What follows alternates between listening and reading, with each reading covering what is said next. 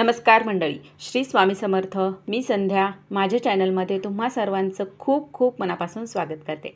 बघा मंडळी, उद्या 22 ऑगस्टला आहे श्रावणी संकष्ट चतुर्थी. तर ही श्रावणातील संकष्ट चतुर्थी ही अतिशय महत्त्वाची मानली जाते. आणि बघा, त्याचबरोबर गणेश जयंतीच्या अगोदरची ही संकष्ट चतुर्थी असते. म्हणून या संकष्ट चतुर्थीला अनन्यसाधारण असे महत्त्व आहे.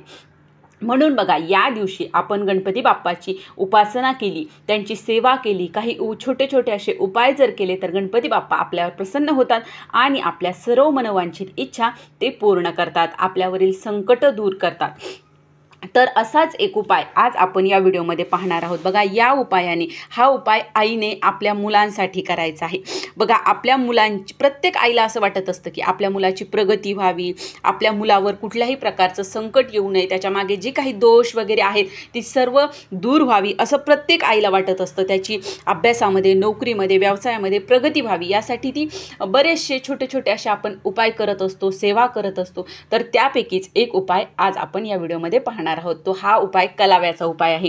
तर आता कसा करायचा हा उपाय हे जाणून घेण्यासाठी व्हिडिओ अगदी शेवटपर्यंत पहा. आणि जर तुम्ही माझ्या चॅनलवरती नवीन असाल तर चॅनलला सबस्क्राईब करा. तर बघा मंडळी, गणपती बाप्पा हे विद्येचे देवत आहेत, ते संकटनाशक देवता आहेत व ते सर्व भक्तांच्या सर्व मनोकामना ते पूर्ण करतात. त्यामुळे लहानांपासून ते मोठ्यांपर्यंत गणपती बाप्पा हे सर्वांचे लाडके दैवत आहेत.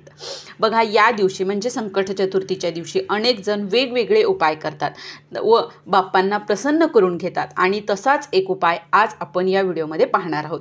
तर हा उपाय आईने आपल्या मुलांकडून करून घ्यायचा आहे किंवा आईने जरी केला तरी चालेल. तर बघा, या दिवशी आपल्याला काय करायचं, संकट चतुर्थीच्या दिवशी सकाळी लवकर उठून शुचिर्भूत होऊन आपल्याला सर्वात अगोदर आपली देवपूजा करून घ्यायची आहे. देवपूजा झाल्याच्या नंतर आपल्याला आपल्या देवघरामध्ये असलेल्या गणपती बाप्पाच्या मूर्तीवर आपल्याला मूर्ती ताम्हनात घेऊन त्यांच्यावर आपल्याला अभिषेक करायचा आहे. आता अभिषेक तुम्ही म्हणजे पाण्याने करू शकता, पंचामृताने किंवा दुधाने, जसं तुम्हाला शक्य होईल तसं तुम्ही अभिषेक करायचा आहे. अभिषेक करत असताना तुम्ही गणपती स्तोत्र, गणपती अथर्वशीर्षाचं पठण करू शकता.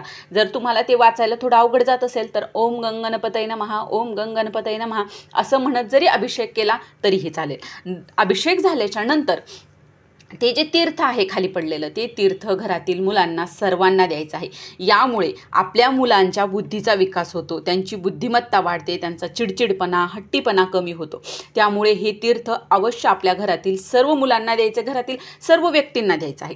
नंतर गणपती बाप्पाच्या मूर्ती पुसून घ्यायची, ती देव्हाऱ्यात ठेवा किंवा बाहेर तुम्हाला जर छान अशी पाटावर पूजा मांडायची असेल तर तिथे तुम्ही मांडू शकता, पण देव्हाऱ्यात मांडलं तरीही चालेल.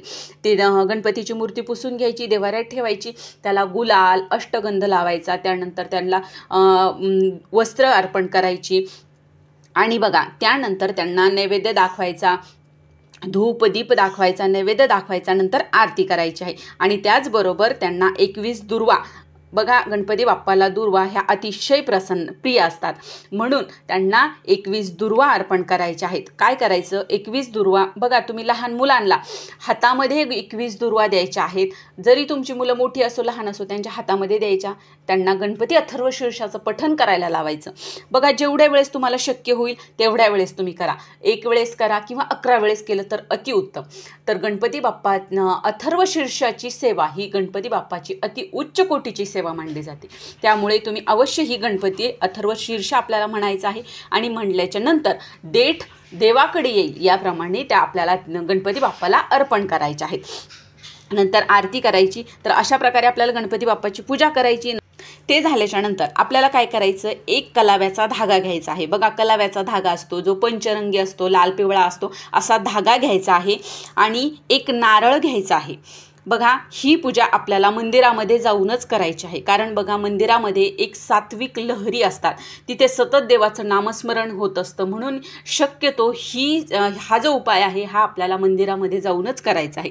तर बघा, आपल्याला काय करायचं, एक नारळ घ्यायचं, जो कलाव्याचा धागा आहे तो घ्यायचा, 21 दुर्वा आणि 21 शमीपत्र घ्यायचे आहेत. बघा, या सर्व वस्तू घ्यायच्या, पूजेचं साहित्य घेऊन आपल्याला मंदिरामध्ये जायचं आहे.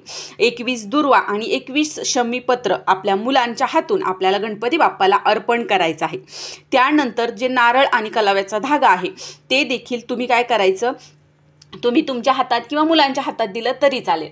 हे पण आपल्याला गणपती बाप्पाच्या चरणावर अर्पण करायचं आहे, तिथं त्या अर्पण करायचं आहे, त्यांची पूजा करायची आहे आणि नंतर मनोभावे देवाला आपल्याला हात जोडून तुमची जी काही इच्छा आहे ती गणपती बाप्पाच्या समोर आपल्याला व्यक्त करायची आहे. मुलांच्या सर्व अडचणी, दुःख जे काही त्यांच्या मागे असेल ते दूर होऊन त्यांच्या अभ्यासामध्ये, त्यांच्या व्यवसायामध्ये, त्यांच्या नोकरीमध्ये त्यांची प्रगती होऊ दे अशी देवाकडे प्रार्थना करायची आहे.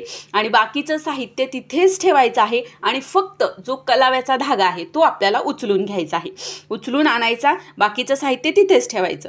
उचलून आणल्याच्या नंतर तो कलाव्याचा धागा तुम्ही मुलांच्या हातामध्ये बांधू शकता किंवा त्यांच्या गळ्यामध्ये बांधू शकता, किंवा जरी मुलांनी बांधला नाही हातात गळ्यात तर तुम्ही त्यांच्या जवळ ठेवू शकता, त्यांच्या खिशामध्ये किंवा त्यांच्या बॅगमध्ये, पॉकेटमध्ये त्यांच्या जवळ राहील, जेणेकरून गणपती बाप्पाचा आशीर्वाद कायमस्वरूपी त्यांच्यासोबत राहील. तर बघा, अतिशय प्रभावी असा हा उपाय आहे, नक्की तुम्ही करून बघा. त्याचबरोबर या दिवशी आपल्याला संध्याकाळी सुद्धा आपल्या घरावर कुठल्याही प्रकारचं संकट येऊ नये, गणपती बाप्पाचा कृपा आशीर्वाद कायमस्वरूपी आपल्यावर राहावा, यासाठी आपल्याला खोबऱ्यासोबत कापूर आपल्याला जाळायचा आहे. बघा, एक छोटीशी खोबऱ्याची वाटी घ्यायची, त्याच्यावर भीमसेनी कापूर ठेवायचा आणि तो कापूर आपल्याला प्रज्वलित करायचा आहे. आणि जोपर्यंत तो जळतो आहे, कापूर प्रज्वलित आहे, तोपर्यंत आपल्याला ओम विघ्नहर्ताय नमः, ओम विघ्नहर्ताय नमः या मंत्राचा आपल्याला जप करायचा आहे, करत राहायचं. जोपर्यंत तो कापूर जळतो आहे तोपर्यंत आपल्याला करायचा आहे. बघा, हा पण उपाय अतिशय प्रभावशाली आहे. मी स्वतः दर संकष्ट चतुर्थीला हा उपाय करते आणि याचा खूप चांगला अनुभव सुद्धा मला आलेले आहे. बघा, ज्यावेळेस आपल्या घरावर कुठल्याही प्रकारचं संकट तर येतच नाही, पण ज्यावेळेस संकट येतं ना तर ते संकट आपल्याला जाणवत सुद्धा नाही की ते आपल्यापर्यंत आलं होतं. इतका प्रभावशाली हा उपाय आहे, नक्की तुम्ही करून बघा. तर हे छोटे छोटे उपाय होते जे आपल्याला संकष्ट चतुर्थीच्या दिवशी आवर्जून करायचे आहेत. तर ही छोटीशी माहिती होती जी मला तुमच्यापर्यंत पोहोचवायची होती. जर तुम्हाला हा व्हिडिओ आवडला असेल, व्हिडिओला लाईक करा, शेअर करा आणि आपल्या चॅनलला सबस्क्राईब करा. श्री स्वामी समर्थ.